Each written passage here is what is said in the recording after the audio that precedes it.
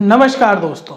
आज मैं आपको बताऊंगा कि अगर आप एनआरआई है और इंडिया में होम लोन लेने का सोच रहे हैं तो होम लोन लेने के लिए जब ज़्यादातर सरकारी बैंक ये कहते हैं कि आप अपने डॉक्यूमेंट अटेस्टेड करवाओ या तो पब्लिक नोटरी से या फिर इंडियन एम्बेसी।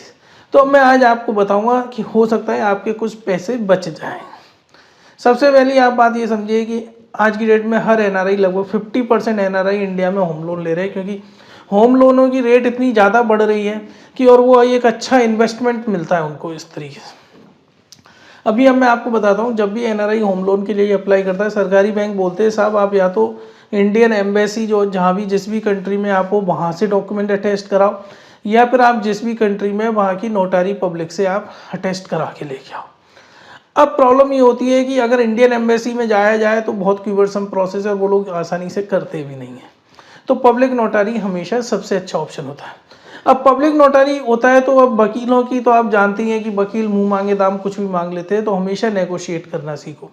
मैंने जो वीडियो बनाया आज एक एग्जाम्पल के तौर पे बनाया, क्योंकि हमने अभी एक 6 करोड़ की सिंगापुर की फाइल प्रोसेस करी थी एनआरआई की, तो उनको क्या डिफ़िकल्टीज आई थी उसके बारे में और किस तरीके से उनके पैसे बचे थे।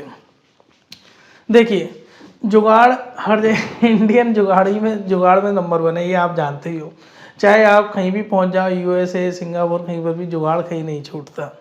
अब मैं आपको बताता हूँ हुआ क्या था कि सिंगापुर में क्या है कि डॉक्यूमेंट अटेस्ट करने की जो फीस है कुछ स्टैंडर्ड फीस है। नोटराइज सर्टिफिकेट देने की $75 फीस है, एसएल ऑथेंटिकेशन की 87.20 सिंगापुर डॉलर है, यानी ये $162 आपकी फिक्स कॉस्ट है।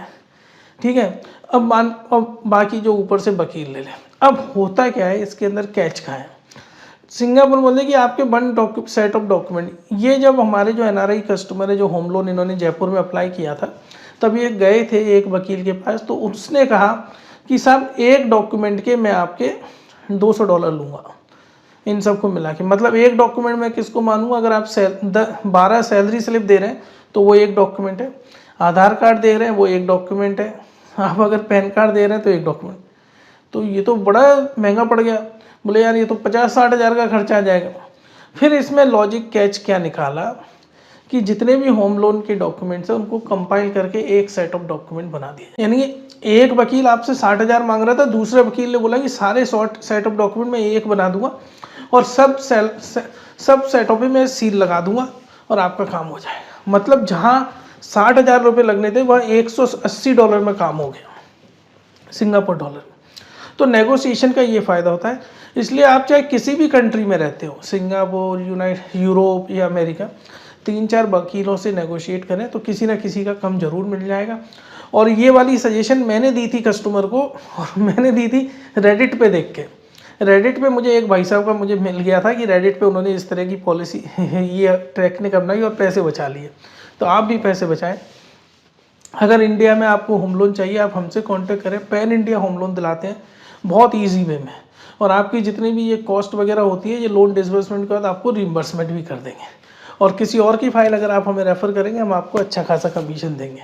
हमसे जुड़ने के लिए ऊपर दिए हुए नंबर पे आप हमें व्हाट्सअप करें। धन्यवाद।